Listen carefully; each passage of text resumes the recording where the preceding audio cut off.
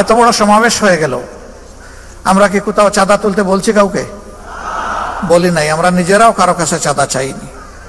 এখন কেউ বিশ্লেষণ করে 100, কেউ 200 কোটি। আপনারা শুনবেন যে কেন্দ্রের কয় কোটি খরচ হয়েছে। অবশ্যই এরকম হিসাবে আপনাদের শোনার অধিকার আছে।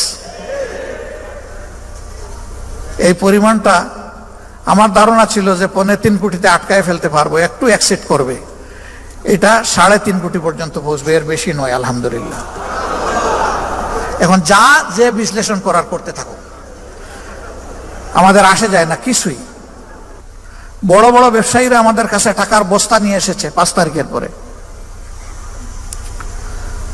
যারা এতদিন কেউ আমাদের নাম সহ্য করতে পারতো না, কেউ ওপেন প্লেসে গালিগালাজ করেছে, কেউ স্বৈরাচারকে সরাসরি সহযোগিতা করেছে, তারাও কেউ কেউ এসেছে, বিভিন্ন কায়দায় এসেছে।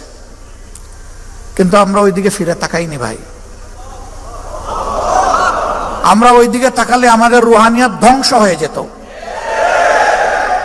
30-35টা আসনে ইলেকশন করার সময় আমরা যে পরিশ্রম করেছি, যে আর্থিক কুরবানি দিয়েছি, যে পেরেশানি করেছি, এখন যদি তার 10 গুণ আসনে আমাদেরকে নির্বাচন করতে হয়, তাহলে ওই জিনিসগুলো 10 গুণ বাড়াতে হবে।